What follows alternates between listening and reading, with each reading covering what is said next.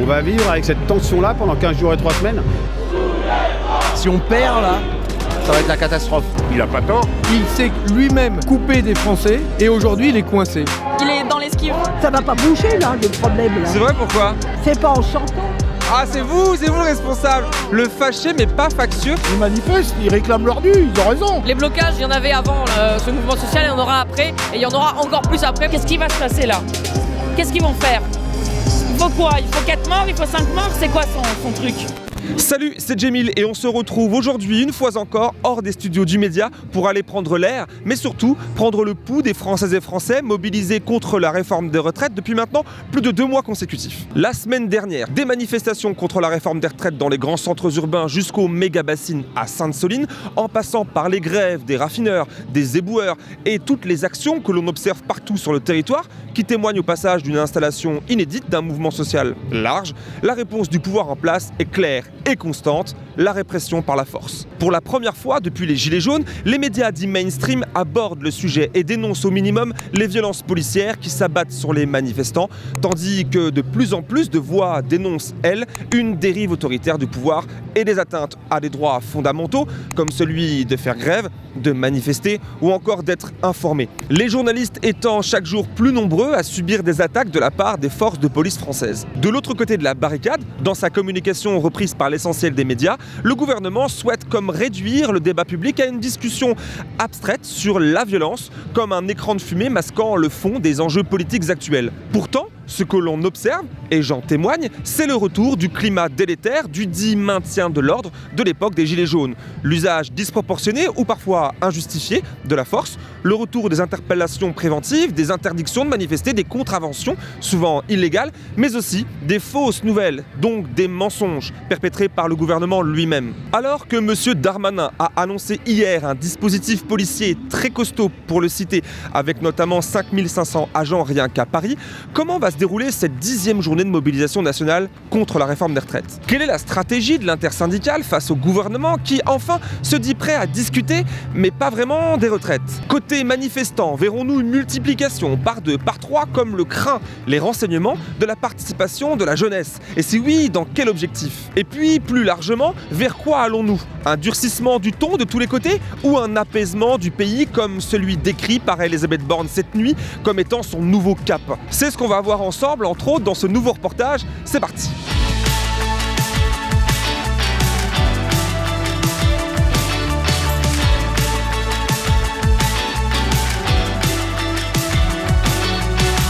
Eh bien alors, 10e journée de mobilisation nationale aujourd'hui. On a entendu la semaine dernière le président, enfin, disponible pour vous parler. Est-ce que le contact a été établi? Non, pas du tout. Ah bon, il t'a pas appelé toi? Non. Ah bah moi non. Non, il n'y a pas de rendez-vous fixé, évidemment. Mais encore une fois, nous, on veut bien discuter tout un tas de sujets, mais on veut aussi discuter des retraites. Et vous pensez le président ouvert pour la discussion des retraites? Mais on a fait une proposition ce matin, l'intersyndicale, qui est une proposition de médiation dans une situation de crise. Et la réponse qui nous est faite, c'est une fin de non-recevoir, mais on continuera de la formuler. On en rigole, mais en fait c'est triste et c'est grave. On pense que ce gouvernement s'enferme dans son impasse totale. Il est dans un tel déni que ça en devient dangereux en fait. Pour certains, il faudra attendre le Conseil constitutionnel. C'est donc potentiellement 15 jours ou 3 semaines. On va vivre avec cette tension-là pendant 15 jours et 3 semaines. Non seulement il ne fait pas le jeu de la démocratie sociale, il ne fait pas le jeu de la démocratie parlementaire, il fait le jeu de quoi en fait? Il gouverne pour qui ce gouvernement? Nous on voit qu'avec la mobilisation de la jeunesse, avec la réponse sécuritaire et de répression, on va dans un tournant qui peut être compliqué, qui peut avoir des conséquences très graves. Il y en a déjà des conséquences très graves, puisqu'on a un camarade de Sudrail qui a perdu l'usage d'un œil à la dernière manifestation. Il n'y a pas d'autre voie que finalement de retrouver la discussion. Il n'y en a pas d'autre. La réponse qu'on voit actuellement, c'est quand même beaucoup de répression. Beaucoup de personnes parlent de répression, voient les images l'attestent. Vous, en tant que syndicaliste, comment vous voyez, comment vous lisez cette situation d'ici jusqu'aux bassines de Sainte-Soline? Non, mais d'abord, moi je condamne toute forme de violence. Toute forme de violence est inacceptable. Il n'y a aucune cause qui justifie dans une démocratie le recours à la violence. Aucune. Que ce soit pour une bassine ou que ce soit pour une réforme des retraites. Aucune. Dans une démocratie, eh bien, on discute et on s'exprime de façon pacifique et démocratique. C'est le premier point. En fait, c'est une stratégie de la peur, hein. C'est dissuader de venir en manifestation parce qu'on risque des blessures physiques, voire des blessures graves. Mais c'est comme ce qui s'est passé ce week-end à Sainte-Soline, dans la lutte contre les méga-bassines. C'est hallucinant que manifester, essayer d'encercler une bassine, ça finisse par 200 blessés et 2 personnes entre la vie et la mort. Le deuxième point, c'est que lorsqu'il y a des violences commises par certains policiers, eh bien, il faut qu'il y ait les enquêtes, y compris des enquêtes indépendantes, qui soient opérées. Et je condamne aussi ces faits-là. Mais vous savez, si la question derrière, c'est est-ce que finalement il n'y a plus que la violence pour faire passer ses idées, pour la CFDT, la réponse est non. L'objectif, c'est de montrer qu'il y a toujours une mobilisation ultra massive, et c'est ce qu'on est en train de prouver, que ce mouvement social, il est puissant, il est déterminé, et qu'en face, on a un gouvernement qui s'est radicalisé, voilà, qui fait la fuite en avant, et cette fuite en avant, elle se matérialise comment ? Elle se matérialise par la violence contre les manifestantes et manifestants. La stratégie de la terreur pour dire qu'on est le parti de l'ordre, bon bah c'est n'importe quoi. Il y a tout un tas de manifestations aujourd'hui qui se déroulent en France de façon totalement apaisée, sans aucune violence. Et je condamne la violence, y compris en fin de manifestation, quand ça masque les réalités du mouvement social. Je pense que les travailleurs et travailleuses qui se mobilisent aujourd'hui, ils n'ont pas envie d'avoir 300-400 personnes qui cassent derrière et qu'on ne parle plus de leurs revendications sociales. On pense que c'est une très très mauvaise stratégie qu'a ce gouvernement par rapport à l'utilisation de la force comme seule réponse. On n'arrête pas de l'écrire dans notre acte, mais c'est vraiment ça. C'est la seule réponse qu'on a actuellement à nos revendications sur les retraites, mais sur plein d'autres sujets aussi.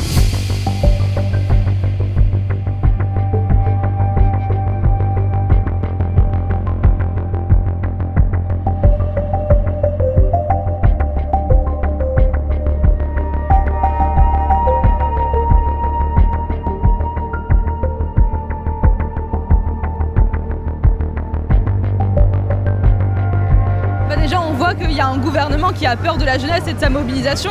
Donc forcément, il essaie un petit peu de savoir à quel point est-ce qu'on va être présent dans les rues aujourd'hui. Nous, ce qu'on montre, c'est que, je laisserai Manès parler des chiffres des lycées, mais en tout cas dans les universités, on a plus de 80 universités encore qui sont mobilisées aujourd'hui. Donc on est sur un chiffre encore très conséquent qui suit la mobilisation la semaine dernière.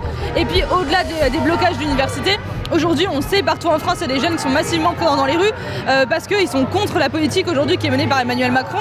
Et surtout, on se mobilise aujourd'hui aussi pour montrer notre résistance face à la répression qu'on se prend de la part du gouvernement avec les matraquages, le gazage, les nassages des jeunes et aussi contre la répression de l'extrême droite qui se fait de plus en plus violente. Encore ce matin à Lyon 3, il y a des étudiants qui se faisaient agresser physiquement par des milices fascistes.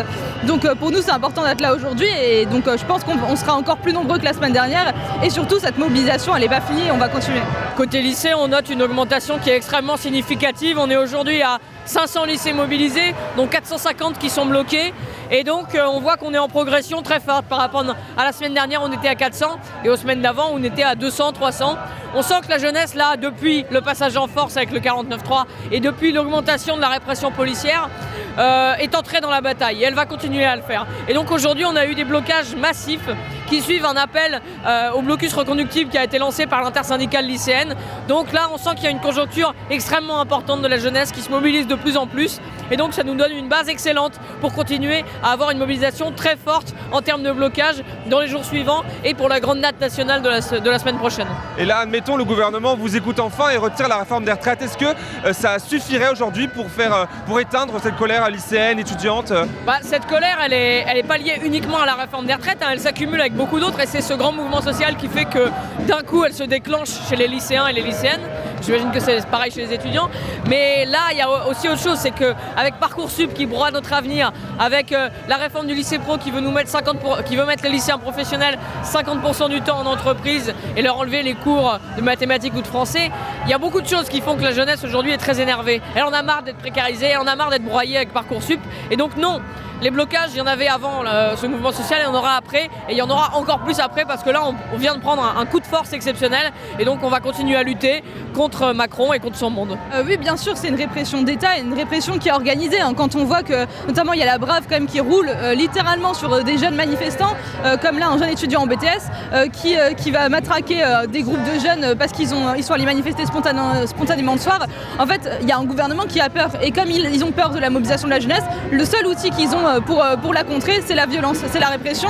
Et donc si on est aussi nombreux et nombreuses aujourd'hui, c'est justement parce qu'on est prêt à continuer à se mobiliser et que cette politique du désordre-là, elle va pas prendre chez les jeunes, qu'on va continuer à se mobiliser et que la répression d'État, on ne pliera pas et on ne cédera pas face à ça. Le président qui se dit depuis la semaine dernière ouvert à la discussion avec les oppositions, etc. Est-ce que les contacts sont pris? Où est-ce que vous avez parlé à monsieur le président ces derniers jours? Non. Le président de la République est enfermé dans son château à l'Élysée. Je le regrette profondément. Il s'est lui-même coupé des Français, coupé de ce qui se passe dans le pays, et aujourd'hui il est coincé. Il a à la fois annulé la visite du roi Charles III, il a annulé sa participation au Stade de France, il a annulé sa visite à Toulon pour le SNU qui devait avoir lieu mercredi. De même, il conseille à ses ministres de ne pas aller trop sur le terrain, aux parlementaires de ne surtout pas sortir faire des marchés. Donc quoi, ces gens ne vont pas vivre cloîtrés chez eux pendant tout le temps. Donc il faut qu'ils reviennent véritablement à la raison, et la seule chose c'est de retirer ce texte. La pratique de notre liberté, c'est que nous ne voulons pas de la retraite à 64 ans, ça me paraît clair. Il n'y a pas de légitimité parlementaire. Nous sommes, paraît-il, une démocratie. Nous sommes en train d'évoluer vers un mode autoritaire que tout le monde constate. Et violent. Autoritaire et violent. Nous sommes là pour lui dire que ça ne passera pas et que nous allons continuer à nous mobiliser pacifiquement mais avec détermination et qu'il ne croit pas qu'en faisant le dos rond, il pourra s'épargner dans les prochaines semaines, les prochains mois, notre revendication. Cette retraite à 64 ans, c'est non et c'est définitivement non. Monsieur Mélenchon, le président vous accuse, vous et les filles, de délégitimer les institutions. Vous lui répondez quoi? Il n'a pas tort, mais nous n'y avons jamais cru, donc c'est pas une nouveauté. C'est marqué dans notre programme. Nous sommes partisans du passage à une 6e République. Et savez-vous pourquoi? C'est parce que nous considérons que la 5e République a un contenu monarchique qui vient d'éclater sous les yeux de tout le monde pendant cette affaire de retraite. Mais par contre, ce que je peux dire, c'est que n'étant pas partisan de la 5e République, il me semble que je la respecte davantage que le président de la République lui-même. Parce que si quelqu'un est en train de délégitimer les institutions, c'est bien lui, avec les méthodes brutales qu'il utilise. Alors du coup, il y a un cul-de-sac. La violence pourrait, comme vous dites, permettre au président de serrer encore plus la vis. Et à l'inverse, le pacifisme, il le retourne d'un revers de la main, il n'en veut pas écouter. Du coup, la stratégie de la NUPES, c'est quoi aujourd'hui sur le terrain de la réforme des retraites? Et réfléchissez que si dans ce pays on avait le référendum d'initiative citoyenne ou le référendum révocatoire, eh bien nous aurions des possibilités de sortie par le haut démocratique de cette situation et non une impasse mortifère dans laquelle Emmanuel Macron essaye de nous enfermer. Mais c'est de continuer à manifester une détermination totale. Et c'est au président d'assumer la responsabilité d'un embrasement que nous ne voulons pas. L'issue c'est quoi? Pour finir, l'issue c'est quoi? Un gouvernement qui ment, qui vous écoute pas, qui vous attaque avec des grenades. Du coup, c'est quoi l'issue? L'issue, c'est qu'ils doivent céder. L'issue, c'est qu'ils doivent prendre exemple sur Chirac, Mitterrand, qui veut. Même Netanyahou, qui n'est pas le plus grand démocrate qu'on connaît, loin de là. Même Netanyahou, qui a des ministres d'extrême droite dans ce gouvernement, vient de céder sur la loi justice. Ça veut dire qu'il plonge la France dans une crise profonde, qui veut dire qu'on n'est même plus sur le seul registre du retrait de la réforme des retraites, on est aussi sur le registre d'une crise démocratique. C'est le contraire de la démocratie dans ce dans quoi nous sommes actuellement. C'est le contraire de la démocratie. Nous sommes dans le pur rapport de force. Nous ne sommes plus en démocratie. En tout cas, aucun des outils de la démocratie ne fonctionne. Qu'est-ce qui va se passer là? Qu'est-ce qu'ils vont faire? Il faut quoi? Il faut 4 morts? Il faut 5 morts? C'est quoi son truc? Ça, c'est grave. Parce que pour la réparer, il faudra des signes forts. Il faudra des engagements forts de sa part, de la part d'un futur gouvernement. Ça ne va pas se réparer comme ça.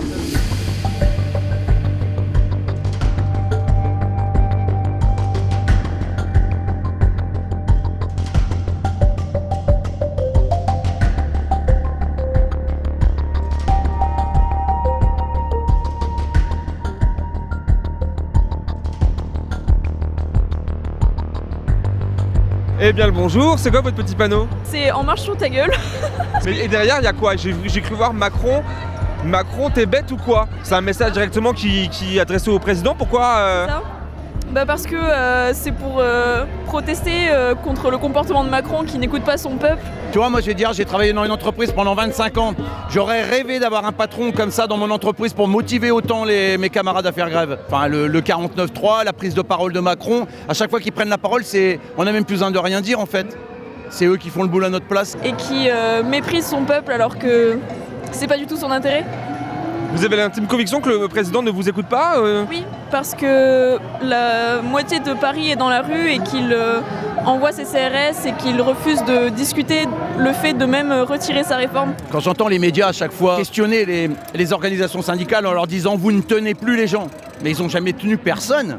Les syndicats n'ont jamais tenu personne. C'est juste que les gens qui sont dans les cortèges, au bout d'un moment, ils finissent par en sortir en disant « faut que ça se radicalise ». Ses discours sont creux et il essaie juste d'apaiser les tensions, mais sans rien proposer de concret. Il est dans l'esquive. 10 manifestations qui montent en puissance toutes les semaines et qu'il n'y a aucune réponse en face, forcément ça va arriver à la violence. Ça peut pas être autrement. C'est pas être autrement. Quand on t'écoute plus, au bout d'un moment, c'est ou t'abandonnes ou tu passes à l'étape supérieure. L'étape supérieure, on est en train. Et je crains, malheureusement, que l'étape d'après, ça va être un mort. Un mort, 2 morts. Quand la police intimide, agresse et mutile, qui détient la violence légitime ? Je pense que c'est la question qu'on se pose tous, c'est comment est-ce qu'on peut accepter que notre police, qui est censée être, et Olivier Véran l'a rappelé, la violence légitime, puisse faire toutes ces choses, et ça fait quand même très longtemps qu'elle le fait. Et je pense que si on est dans une crise démocratique aussi, aujourd'hui, c'est aussi parce qu'il y a eu une instrumentalisation de notre police pour devenir une force de répression qui intimide, qui agresse, qui mutile et qui va jusqu'à tuer parfois. Est-ce que c'est madame qui a écrit ce panneau ? C'est un très intéressant. Ah, c'est vous le responsable. Le fâché, mais pas factieux. Mais derrière, il y a quand même quelque chose qui est intéressant. Je ne suis pas encore violent. Est-ce que c'est une menace ? Ah non, pas du tout. Pas du tout, c'est ce que pense ma femme, mais non, pas du tout. Moi, je suis pas... je suis pas violent, hein, je l'affirme. Je pense qu'on peut être contre sans pour autant être violent, non ? Malgré tout, vous êtes tous les deux là. Est-ce que vous, ça vous intimide les images ou l'expérience de la violence policière ? Est-ce que ça vous intimide, ça vous dissuade de venir ? Bah non, parce qu'on est là. Ça fait peur, mais on est là quand même et on restera là. Il est essentiel de rappeler que, contrairement à ce que Darmanin a indiqué, on ne parle pas en France de manifestations non autorisées. Ça n'a pas de sens. Juridiquement, ça n'existe pas. Comme n'existe pas le fait qu'on dise que le fait de participer à une manifestation non déclarée serait constitutif d'un délit. La rue ou les manifestants, en l'occurrence, deviennent violents, c'est peut-être pas lourd, mais c'est une réponse à quelque chose, non ? C'est pas... Moi, j'ai pas le sentiment qu'on soit les premiers, on nous pousse un petit peu dans nos retranchements. Je m'étonne d'ailleurs que ce soit pas beaucoup plus violent que ça. C'est vrai, ça pourrait être très violent et ça me fait peur. Macron, comme nous, il a besoin de cette victoire pour pouvoir continuer les 4 ans qui viennent. S'il n'a pas cette victoire, il sait très bien qu'il ne fera plus rien. Et nous, si on n'a pas cette victoire, on sait très bien qu'il va nous marcher dessus pendant les 4 ans qui viennent. Si on perd là, ça va être la catastrophe. Moi je le dis, on ne peut pas perdre, on n'a pas le droit de perdre, c'est impossible. Qu'est-ce qui se passe une fois que vous avez manifesté votre mécontentement, vous avez dit que vous n'étiez pas d'accord, vous êtes qui plus est en majorité, et qu'on ne vous écoute pas, qu'est-ce qui se passe après derrière ? Et là, on a totalement dépassé la simple question des retraites. On est clairement dans une situation où nos institutions ont quand même été totalement bafouées, où on a quelqu'un qui se comporte comme Napoléon le tout-petit, Napoléon III, qui décide qu'il n'a que la légitimité du suffrage universel, qui l'autorise à faire tout ce qu'il veut. Vous vous sentez pas compris, pas entendu par le gouvernement ? Oh si, certainement qu'on est entendu, certainement qu'on est compris, mais ça doit être du mépris quelque part, probablement. Je l'appellerais même pas comme ça, c'est de l'ignorance. On est ignoré. Après ça, je sais pas, moi je suis là jusqu'au bout, qu'est-ce qui va se passer ? J'en sais rien, personne n'en sait rien.